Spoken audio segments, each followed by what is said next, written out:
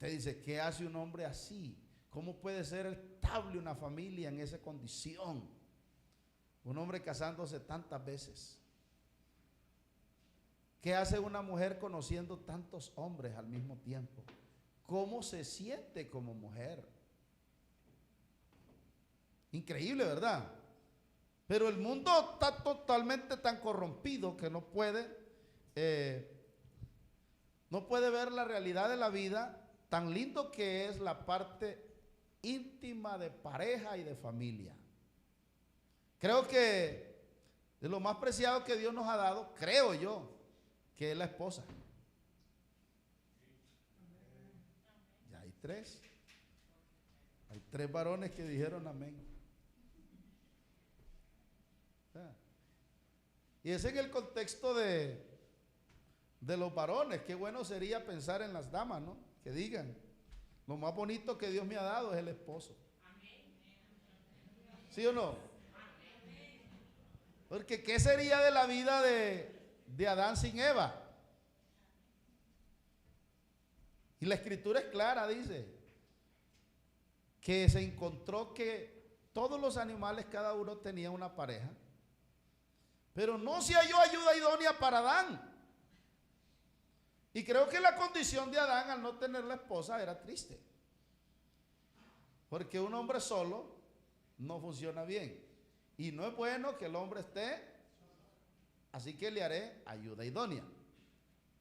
Y cuando Adán la vio, dijo, esto es carne de mi carne y es hueso de mis huesos.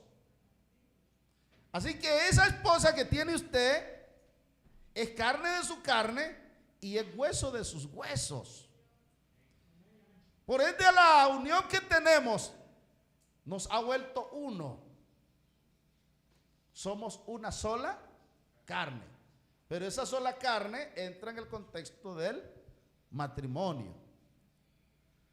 ¿Qué pasa si hay intimidad con alguien con el cual yo no estoy casado?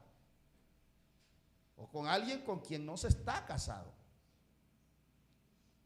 Entonces comienza a infringir la ley de Dios, porque la parte de la relación que nos vuelve uno está dentro precisamente de las reglas del matrimonio. Hoy en el mundo tener intimidad sexual es muy normal. De hecho, la gente que no lo hace es muy anticuada. Y a los muchachos y a las señoritas en el colegio les hacen saber que eso es lo normal. Y la que no lo hace es una monja. Y si solo lo hace con uno, totalmente atrasada. Porque la corriente del mundo le enseña que viva una vida de placeres a su gusto y que no haya restricciones. Pero ¿qué dice la palabra de Dios? Porque nosotros nos medimos, porque nosotros tenemos una carta de navegación que es la palabra de Dios. Es el manual de vida por el cual nosotros vivimos. Bajo esas instrucciones vivimos. Y de hecho es muy bonito vivir acorde a la palabra de Dios. Vivir bajo las reglas de Dios. Se vive una vida mucho más agradable. Amén, hermanos. Claro está. Nuestra visión tiene que estar puesta en el Señor. Porque si sus ojos no están puestos en Jesús, usted los pone en cualquiera menos en Él. Y cuando la gente ha perdido la visión del Señor, entonces mira todo lo que se le pase delante. Todo lo que vaya por delante de Él, esa es su visión. Pero nosotros no miramos así porque nosotros tenemos una visión clara. Génesis capítulo 2, verso 21. Colóquelo, hermano, por favor. Bendito sea el nombre del Señor. Génesis capítulo 2, verso 21, dice la palabra del Señor. Entonces Jehová, Dios, hizo caer sueño profundo sobre Adán. Y mientras éste dormía, tomó una de sus costillas y cerró la carne en su lugar. Observe la primera cirugía. Y de la costilla que Jehová, Dios, tomó del hombre, hizo una mujer y la trajo al hombre. Y dice, y dijo entonces Adán, ¿qué dijo? Esto es ahora hueso de mis huesos y carne de mi carne. Esta será llamada varona porque del varón fue tomada. El 24. Por tanto dejará el hombre a su padre y a su madre y se unirá a su mujer y serán una sola carne. El 25. Y estaban ambos desnudos, Adán y su mujer, y no se avergonzaban. Una de las realidades que nos hace ser lo que somos, precisamente es porque somos uno. A la única persona que el hombre no le tiene vergüenza es a sí mismo. ¿Cierto? Usted no se da vergüenza mirarse en el espejo, ¿cierto? ¿O sí le da vergüenza? No. No le da vergüenza mirarse a usted mismo. De hecho, se toca y dice, ay, esto qué raro. Pero no se da vergüenza de mirar su propia figura, su propia silueta, su propio cuerpo. Porque en su conocimiento está determinado que es usted. ¿Dónde está la vergüenza en cuanto a la relación de pareja? Es cuando la persona verdaderamente no ha llegado a ser uno. He conocido hogares, familias, matrimonios donde el uno se avergüenza de que el otro lo mire.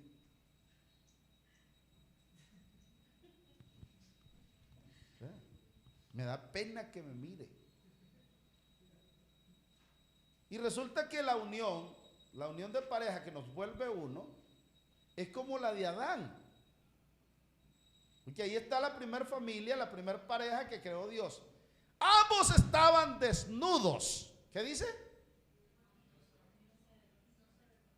No se avergonzaban. ¿Por qué no sentían vergüenza?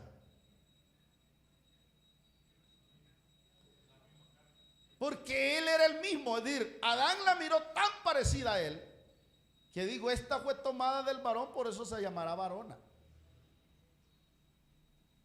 Y se miraba a él en ella. Y ella entendía que era de él. Así que no había ningún problema de pudor o de vergüenza ahí, pues ambos eran uno. No uno solamente en el cuerpo, uno en sus ideales, unos en sus sueños.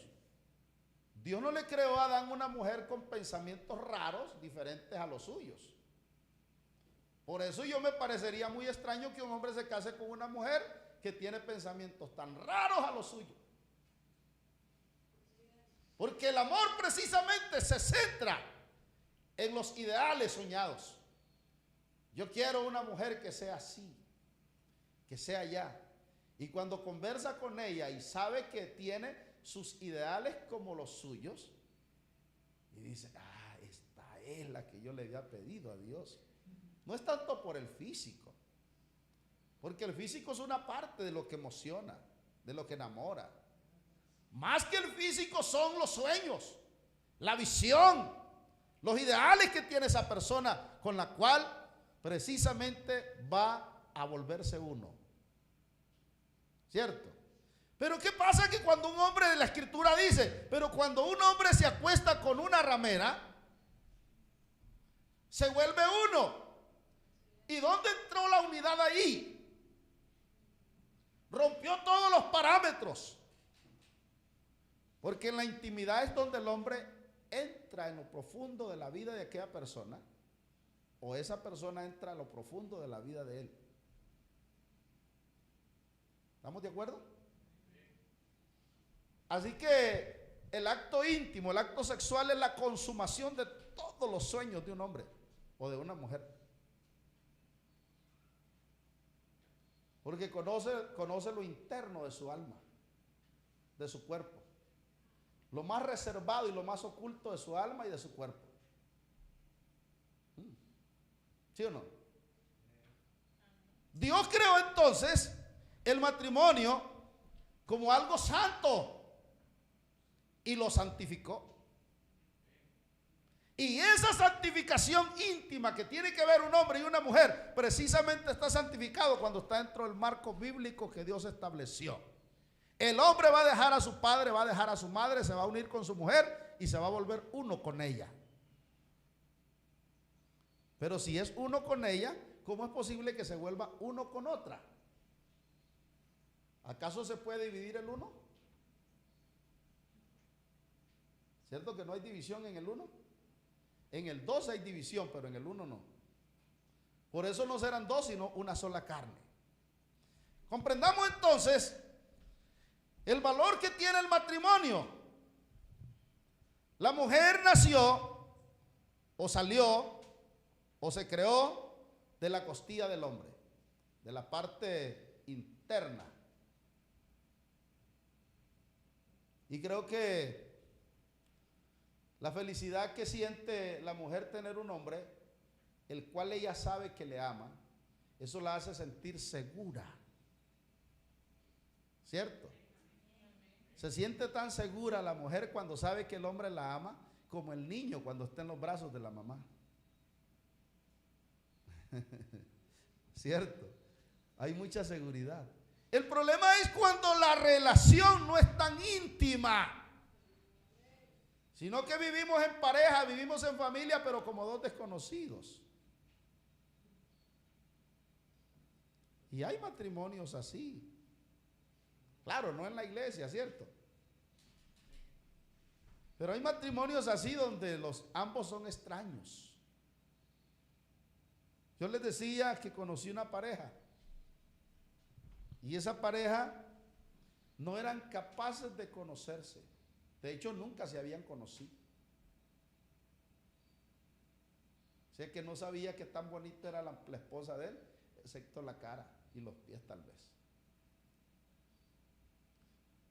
Porque cuando ella se bañaba, se metía y cerraba la puerta y salía ya cambiada.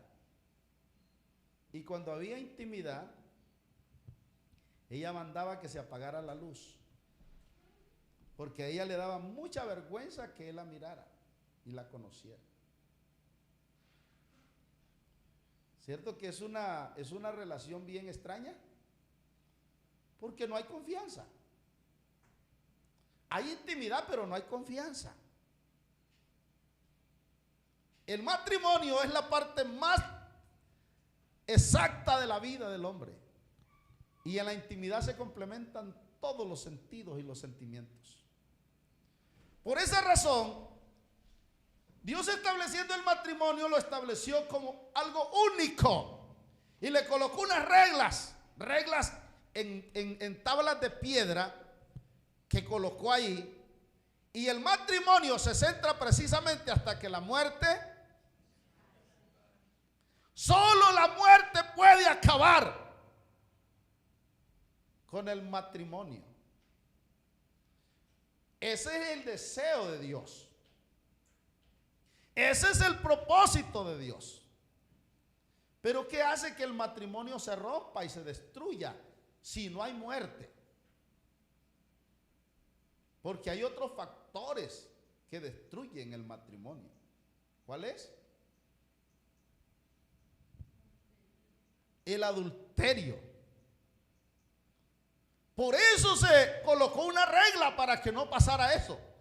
Porque se considera que cuando se casó el hombre y la mujer se casaron bajo el mandamiento que dice del amor.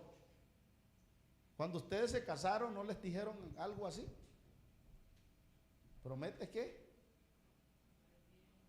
¿Amarlo? ¿Sí le dijeron a usted, no? Promete amarlo, promete cuidarlo, promete respetarlo, promete vivir para él, solo para él, mientras tenga vida. Y todas esas promesas que hizo son las que validan el matrimonio. Aparte de esto, las mismas palabras se las hicieron a él. Y resulta que en algún momento de la vida las cosas comenzaron a cambiar y se dejaron de mirar como debían de mirarse. Y entonces la visión se expandió para otro lado. Porque para mí, yo creo que usted tiene que ser consciente, la chica más linda que existe es la esposa. ¿Cierto, Jesús?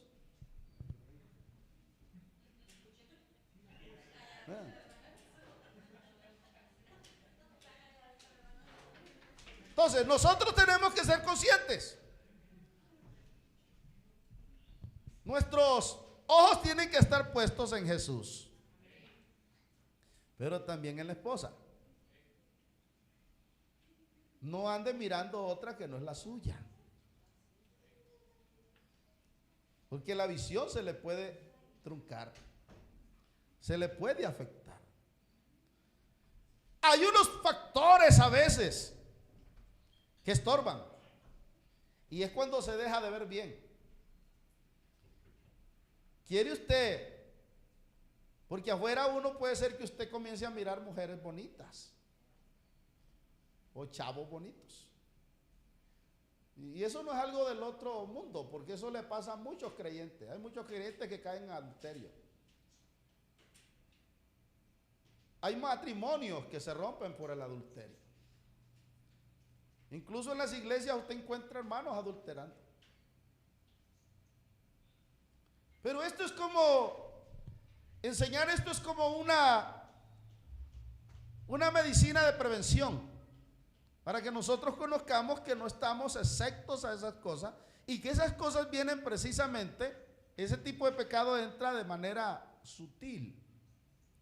Cuando sus ojos comenzó a mirar, a sentir atracción por otra persona, porque resulta que esa otra muchacha a la que miró se baña,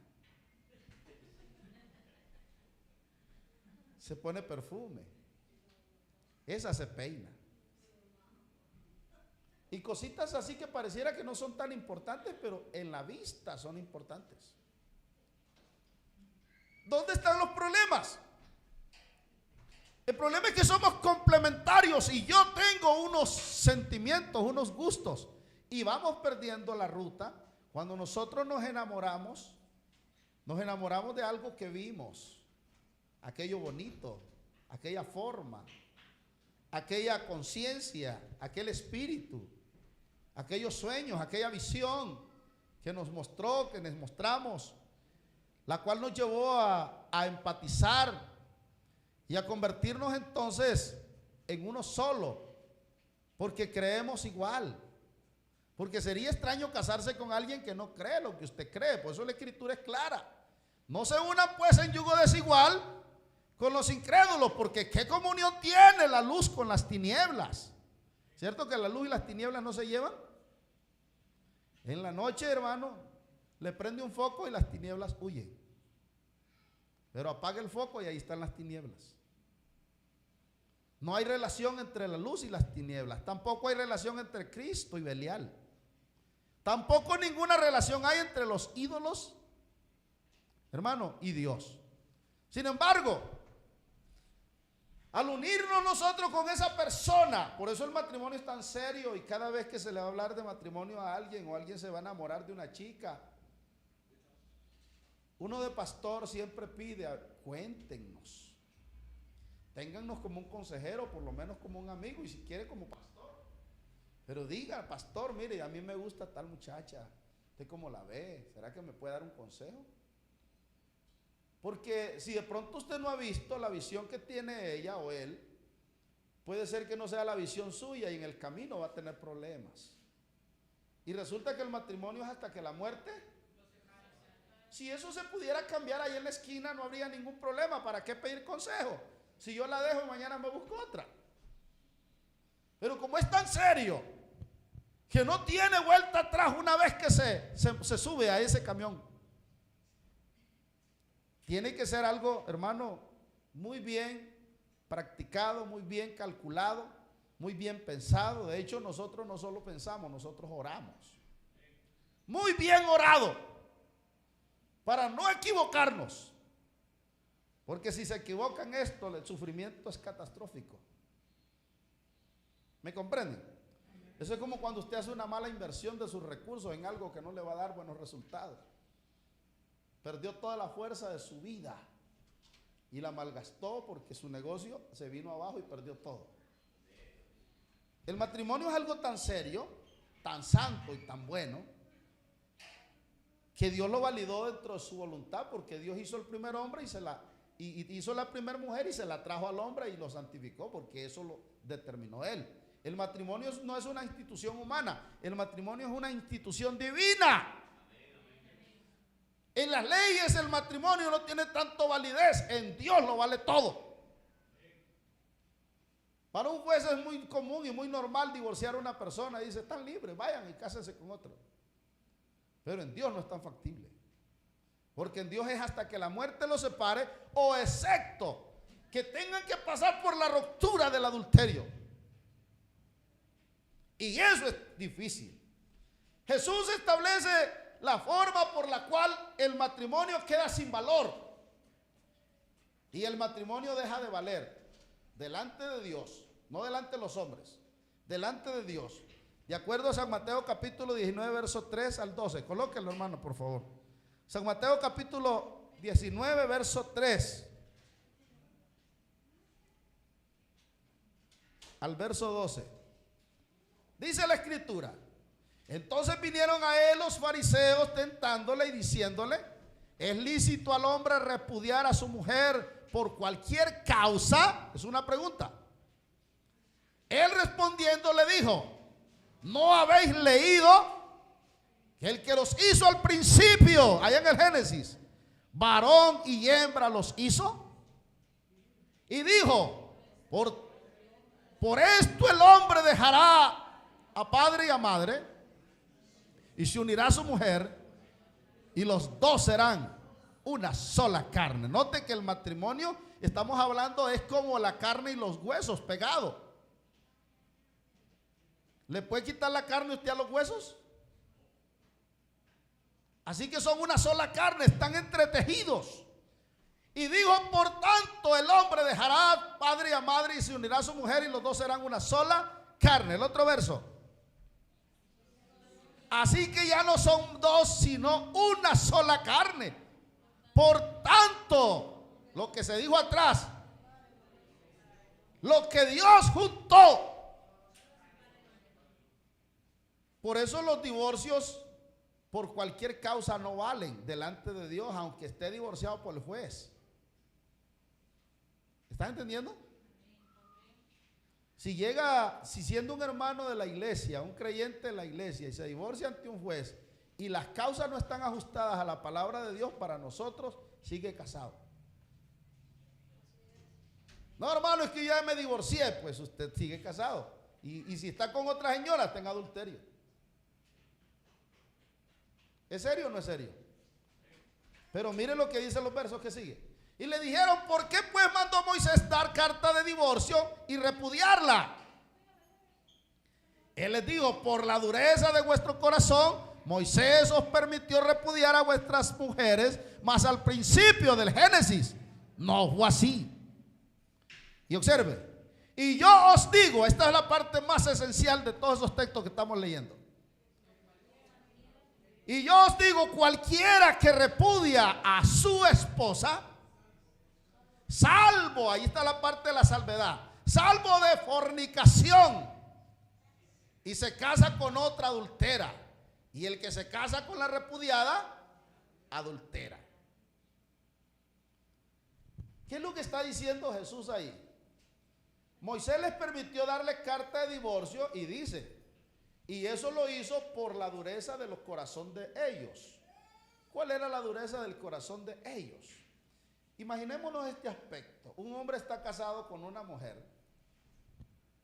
y ese hombre la maltrata, la golpea. Ese hombre la hace sufrir con maltrato físico, maltrato verbal y cualquier otro tipo de maltrato psicológico. Moisés, mirando ese cuadro de cómo las maltrataban, dijo: entonces les voy a permitir que se divorcien porque veo que ya no se quieren. Eso lo hizo Moisés, pero eso no es lo que dice la Biblia del principio. Y Jesús le recita la razón por qué Moisés lo hizo, pero les trae al principio que no era así, ni fue así, ni será así. Por eso él dice: esto les dijo Moisés, pero yo os digo. Y ya lo de Moisés queda obsoleto, ¿cierto? Lo de Moisés ya no vale ante mi palabra, porque él es Dios manifestado en carne. Moisés lo hizo, pero yo os digo: cualquiera que repudia a su mujer, salvo por fornicación, y se casa con otra, adultera. Y si ella se casa con otro, también adultera. No, pero ya se habían divorciado. No se le vale el divorcio. Porque el divorcio solo está encausado aquí, de acuerdo a la Biblia, en este parámetro. ¿Cuál es? El de la infidelidad sexual. Porque esa sí rompe la unidad. Porque el que se une a una mujer, un cuerpo es con ella. Pero resulta que ellos se divorciaron por cualquier causa. Ya en ese contexto las causas quedaban obsoletas. La única causa válida era la infidelidad sexual. ¿Me están entendiendo? Y eso estamos hablándolo ya del Nuevo Testamento.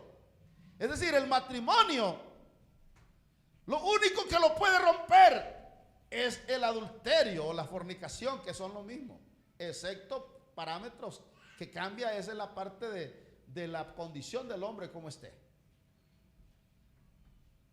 ¿A qué me refiero? Que si el hombre es soltero y se une con otra mujer soltera, se llama, ¿cómo se llama? Fornicación, o viceversa. Les voy a explicar de esta manera porque es muy común en el mundo. Si un hombre está soltero y se roba una cipota, o si un hombre está soltero y se une con otra mujer y se van a un cuarto a vivir juntos, se llama fornicación. No es que ya están casados, no están casados. El casamiento es algo oficial que tiene parámetros. Tiene que comparecer ante las autoridades civiles y las autoridades de la iglesia para que le den esa libertad que tiene que ver con el matrimonio. ¿Me entiende? Porque los poderes fueron delegados por Dios. Ninguna institución humana fue puesta por sí. La Escritura dice que las autoridades que existen por Dios fueron establecidas. Así sean corruptos los magistrados o las personas que estén ejerciendo ley, ellos van a dar cuenta a Dios, pero la ley es buena. La ley es puesta por Dios. ¿Me comprenden? Porque tampoco podemos omitir esa parte de que hay personas que sean corruptas, sí, pero la ley es de Dios. Las reglas las puso Dios. Que el hombre las esté rompiendo, él le da cuentas a Dios. Pero la ley es buena y es santa. Amén, hermanos. Entonces, la palabra de Dios plantea la única manera que una persona puede divorciarse es por fornicación o adulterio, que es lo mismo, que es el acto íntimo sexual con otra persona. ¿Comprenden? De otra manera el divorcio no funcionaría. Ahora, en el tiempo de hoy, porque los tiempos van cambiando, porque esto se dijo casi hace 2000 años, ¿no? Ya, 2023 años que se escribió eso. Los tiempos han ido cambiando, la iglesia ha ido abriendo espacio para poder ajustar de acuerdo a los tiempos unas formas de que la gente pueda vivir una manera adecuada, porque han surgido más pecados de los que habían antes. ¿Sí me entienden? Antes no había droga. Hoy hay droga y es pecado drogarse. ¿Cierto? Antes no existía el tabaco, el cigarrillo. Hoy hay cigarrillo y es malo fumar. En la iglesia no podemos tener un hermano que fume sirviendo. ¿Ustedes qué opinan? Entonces entiendan que cuando se escribieron no existían estos pecados. El adulterio siempre ha existido, porque desde que hay hombre y mujer, entonces el Señor estableció reglas para que no se pasara esta línea. El hombre que se casó con esa mujer fueran una sola carne. Así que el matrimonio es tan santo porque lo estableció Dios. Amén, hermanos. Ahora, vuelvo y repito, hoy se le da cabida, la iglesia ha abierto un salvoconducto en el caso de los matrimonios que no funcionen dentro de ciertas normativas. Por ejemplo, el hombre se casó con una esposa, tienen 10 años de estar casados, tienen 20 años de estar casados, tienen 30 años de estar casados, 40 años de estar casados, pero el juramento que hicieron es ¿hasta qué? Hasta que la muerte los separe. ¿Qué pasa si ese hombre y esa mujer, después de estar 40 años juntos, ya no quieren tener intimidad? Y resulta que el que ya no quiere solo es uno, el otro sí. Yo le pregunto, ¿qué pasa ahí? Se está violando la regla, ¿verdad? El acuerdo. Y eso es abandono. Eso se llama abandono del hogar, abandono del matrimonio. O viceversa, se lo explico de otra manera, otro aspecto que se ha abierto, porque se van abriendo canales. El apóstol Pablo menciona y dice que si un hombre y una mujer hacen un acuerdo, 1 Corintios lo enseña, que hacen un acuerdo en ya no tener intimidad, excepto porque se van a dedicar a la oración y quieren estar como ubicados en eso. Dice el texto, si tienen un común acuerdo y decidieron, acordaron, hicieron eso y vamos a estar como de vacaciones, ¿qué? 15 días. Eso lo tuvieron que haber acordado, porque son una sola carne y ambos son, hermano, comprometidos en sus decisiones. Porque no puede tomarlo una sola persona cuando son dos. ¿Cierto? Pero, si ambos convinieron, el apóstol Pablo dice, pero después de haber cumplido el objetivo, vuélvanse a juntar. Juntar es, vuelvan a acostarse, para que no los tiente el diablo, a causa de su incontinencia. Porque ¿qué pasa con un hombre que la esposa no lo alimenta? O viceversa. Comienza a poner la mirada en otro lado. No, hermano, ¿y a quién se va a fijar en mí si yo estoy hasta viejo? O ya soy hasta vieja. Usted piensa así, pero el diablo sí mira. Usted es el que cree eso, pero el diablo no lo cree. Porque aunque usted sea viejo o vieja, el diablo sigue todavía con sus mismas malas intenciones para dañarlo. ¿Me están entendiendo? Entonces el texto dice para que no les tiente el diablo a causa de su incontinencia. Consideremos estos aspectos, los pecados que han ido surgiendo, porque van surgiendo pecados. Jesús dijo, cualquiera que mira una mujer, y valga la redundancia, porque esto puede ser también en el contexto de viceversarlo, ¿no? O viceversa, una mujer mira a un hombre, porque la mujer mira al hombre bonito y el hombre mira a la mujer linda. ¿Es así o no es así? ¿Cierto? Por eso es que se casa, porque ella se enamoró de él. Lo miró demasiado lindo, guapo, chulo. Y él la miró demasiado bella, una princesa, qué sé yo.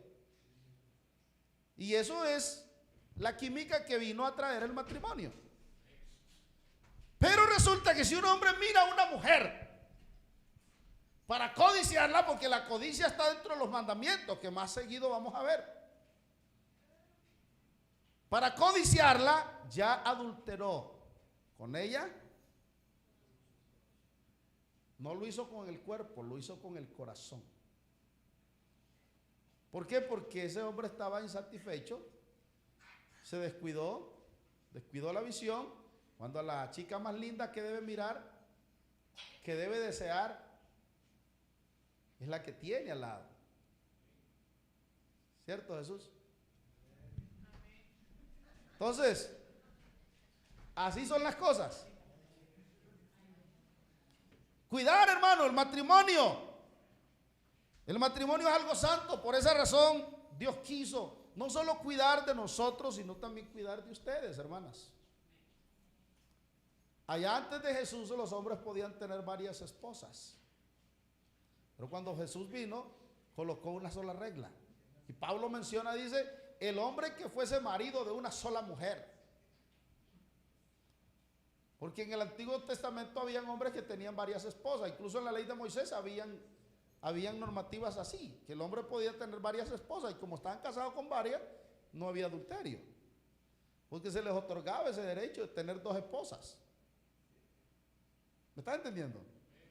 Y una era la esposa real y otra era la esposa segunda. Y ambas dormían en la misma cama con él. Y como habían reglas, se valoraban y se cuidaban. Pero el Señor quiso dignificar, porque ese es el principio de allá del Génesis. Cuando el Señor hizo a un hombre, hizo una sola mujer, no hizo dos. Eso nos lleva al principio, ¿no? Que es lo que Jesús recita siempre. Al principio no fue así. Hizo un solo hombre, hizo una sola mujer para ese solo hombre. Consideremos este aspecto. Aquí está, tome la palabra de Dios, por favor. 1 Corintios capítulo 7, versos 3 al 9. Gloria al Señor. ¿Sí lo tienen? 1 Corintios 7, 3 al 9. Léanlo. El marido cumpla con la mujer el deber conyugal y asimismo la mujer con el marido. 4. La mujer no tiene potestad sobre su propio cuerpo, sino el marido. Ni tampoco tiene el marido potestad sobre su propio cuerpo, sino la mujer. No os neguéis el uno al otro, observen, a no ser por algún tiempo de mutuo consentimiento, para ocuparos y sosegadamente en la oración, y volved a juntaros en uno, para que no os tiente Satanás a causa de vuestra incontinencia. ¿Estamos de acuerdo? Sigue el verso que sigue. Mas esto digo por vía de concepción, no por mandamiento. Observe. Quisiera más bien que todos los hombres fuesen como yo, pero cada uno tiene su propio don de Dios. Uno a la verdad de un modo y otro de otro. Digo pues a los solteros y a las viudas, qué bueno les fuera quedarse como yo. Estamos hablando de dos grupos, solteros y viudas, que no tienen marido, ¿no? No está hablando con los casados, sino con los solteros. Observe aquí. Pero si no tiene el don, no tiene don de continencia, cásese, pues mejor es casarse. ¿Saben qué es estarse quemando, no? Bueno, más o menos tienen como la idea. Eso es como cuando la tortilla está caliente y usted no haya dónde ponerla. Eso es estarse quemando. En el contexto íntimo, estarse quemando es el hombre con ganas y no tiene nada. O viceversa, la mujer, ganas y no tiene marido. ¿Qué va a suceder en ese caso? Que como tiene ganas de la esposa y no tiene esposa, terminará pecando. ¿Cómo se llama eso? Fornicando. ¿Me está entendiendo? Pero entonces la recomendación es mejor que se case. Es mejor casarse. Pero Pablo recomienda y dice, es mucho mejor que se queden como yo.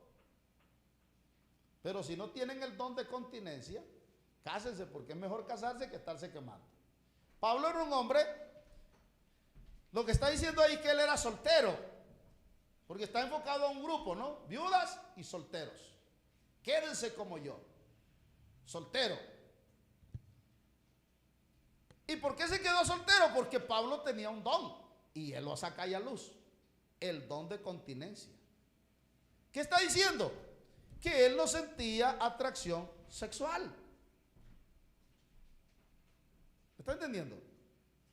Parece que en sus miembros no estaba estaba doblegada esa parte de la intimidad.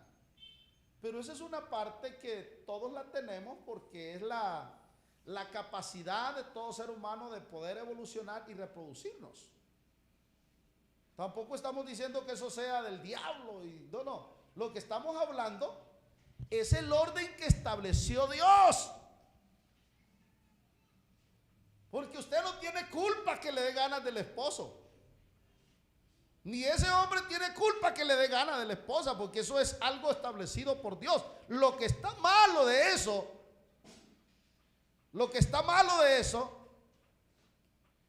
es que la persona lo haga de la forma no correspondiente.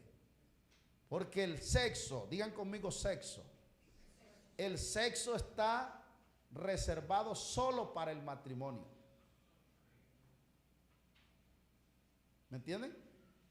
Cualquiera que lo hace fuera del matrimonio fornica.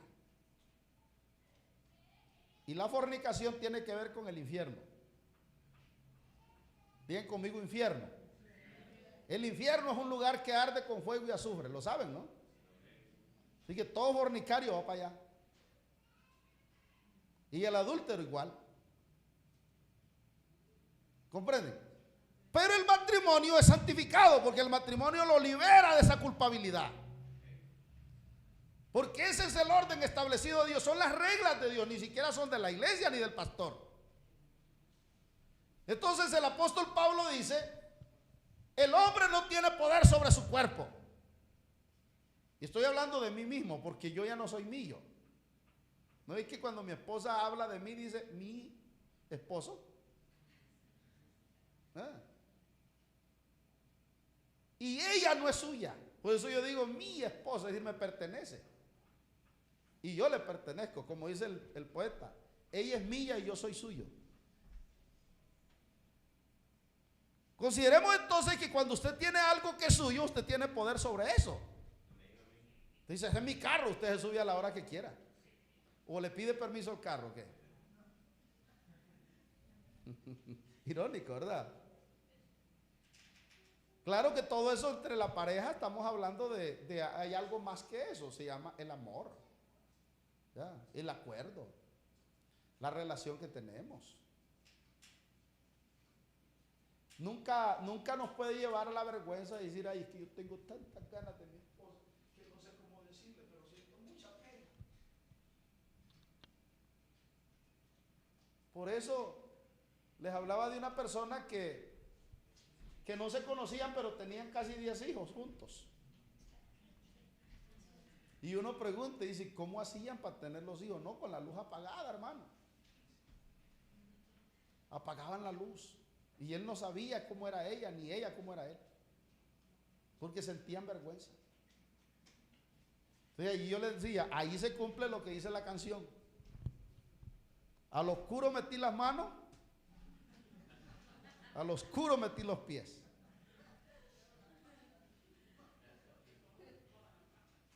¿Sí me entienden? Porque eso era ojo cerrado, hermano.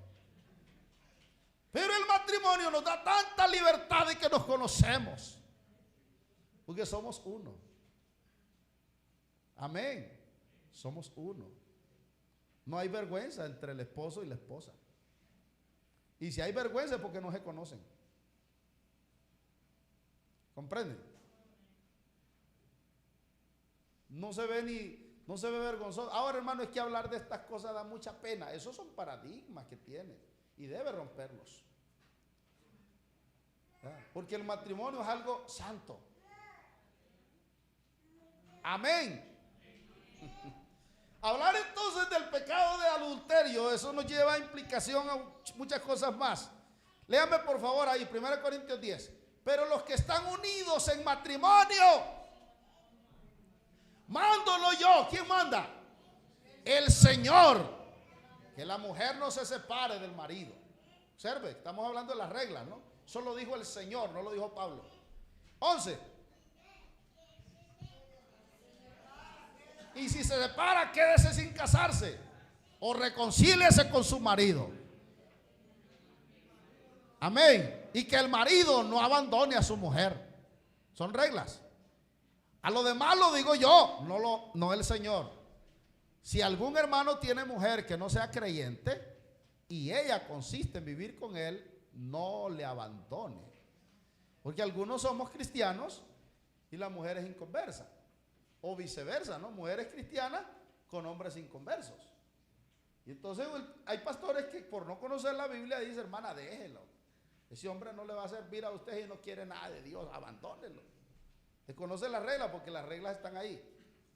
Y el verso dice, y a lo demás, no lo dice el Señor, lo digo yo, que si alguna hermana tiene esposo no cristiano, no lo abandone.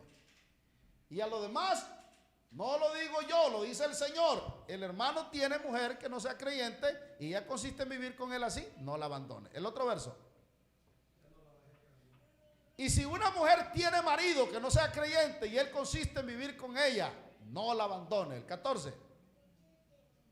Porque el marido incrédulo es santificado en la mujer, y la mujer incrédula es santificada, hermano, en el marido. Pues de otra manera, vuestros hijos serían inmundos, mientras que ahora son santos. ¿Sí lo ve? El 15. Pero si el incrédulo se separa, sepárese, pues no está el hermano o la hermana sujeta a servidumbre en semejante caso, sino que a paz nos llamó Dios.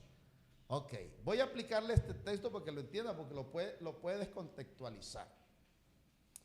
Un hombre tiene una esposa inconversa. La recomendación que le da Pablo es que él no la deje por ser inconversa. Ella es la esposa y es inconversa, y de pronto sea toda la vida inconversa. ¿Ya? Pero él es cristiano, pues siga siendo cristiano y ella va a seguir siendo su esposa, no hay ningún problema. O viceversa, ¿no? Pero si ella quiere separarse de usted porque usted es cristiano, deje que se separe, no hay ningún problema. ¿Entendió? Pero eso es una decisión que ella tomó, la tomó el inconverso. Pero los cristianos no podemos tomar esa decisión porque violentamos la regla. ¿Qué está diciendo? Que si yo me separo de ella, que es inconversa, entonces yo una vez separado de ella, ahora me toca casarme. Y la Biblia no me lo permite a mí. Porque yo estoy unido en matrimonio. Y el matrimonio es hasta que la muerte no dice que tiene que ser cristiano, dice casado. Pero el inconverso, como no conoce a Dios, él se divorció. El divorcio, la ruptura del matrimonio caerá sobre él, sobre el inconverso, porque abandonó a su esposa o a su esposo y le dejó el camino libre. Así que la posición de él mañana será casarse con una persona de su fe, pero el juicio le caerá al que lo hizo. Por eso la recomendación es que no se case, no se divorcie el cristiano del inconverso. Pero si el inconverso lo hace, déjelo que lo haga él. Ahora, tampoco se puede llevar a un extremo, siendo yo cristiano, voy a obligarla a que me divorcie, porque eso también se me cuenta como delito. Es que en Dios todo es transparente. Amén, hermanos. Digamos gloria a Dios. Tengo mucho más que decirles, pero ya no tengo tiempo. Hay demasiada información de este tema. Pero quisiera que ustedes comprendan, el adulterio es un pecado muy triste. Una persona comete, una vez que está casado y comete un acto así, inmoralidad, traicionando la fe de ese cónyuge, pasar por esa situación es horrible, terrible, difícil. Y si llegara a un dado caso, de que se reconcilien, la confianza, recuperarla, eso es tremendamente difícil, porque la persona queda lesionada por vida. ¿Me está entendiendo? Claro que existe el perdón existe, pero la confianza, esa se construye con muchos años de paciencia. ¿Sí o no? ¿Cuánto tiempo tiene usted para tenerle confianza a una persona? ¿Cuánto tiempo más o menos se relaciona con ella? Ahora imagínese la confianza en cuanto a la parte íntima. Ese hombre es tan mentiroso que yo ya lo perdoné, pero yo no sé dónde anda. Es que de que no me conteste el teléfono, usted ya está pensando quién anda en otras cosas. Y se vive una vida de martirio, de dolor, de tristeza y de amargura. Así que ese pecado de adulterio destruye la familia. Hermano, cuidémonos de eso. Cuidémonos de eso. Cuidémonos de eso. Eso es horrible. Es un pecado demasiado, hace sufrir demasiado a la persona que una vez lo concibe. Si usted quiere ver lindo, quiere mirar a esa chica linda, yo les dije el otro día, Porque allá en el mundo lo que pasa es que muchos miran a las personas, a otra persona la ve linda. Dice, es que qué bonita la mujer de Juan. O qué linda la de Pedro. ¿Verdad? O si usted lo quiere ver al revés, qué guapo es el esposo de doña Juana. ¿Por qué no dice usted qué guapo el suyo? Báñelo, arréglelo, plánchelo. ¿Quiere verlo bonito? Póngalo bonito como usted lo quiere ver, o viceversa, ¿no? ¿Quiere tener una mujer bonita para no mirar otra más bonita? Inviértale. Inviértale. Yo le aseguro que mirándola bonita usted no necesita mirar para otro lado. Amén, hermanos. Digamos gloria a Dios.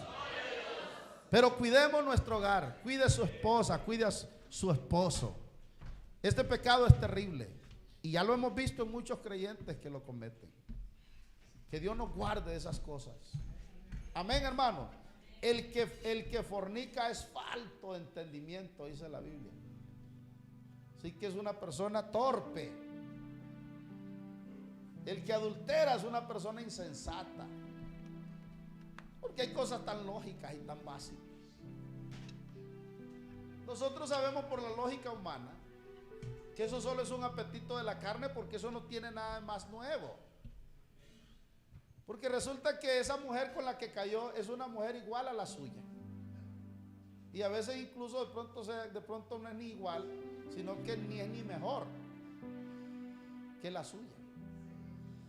Tiene que ser totalmente ingenuo y se deje llevar por el diablo, seducir a ese tipo de pecado, para que la consecuencia, porque una vez que la persona adultera, la mano de Dios le caerá sobre encima. ¿Me está entendiendo? Porque se enciende la ira de Jehová porque rompió sus reglas.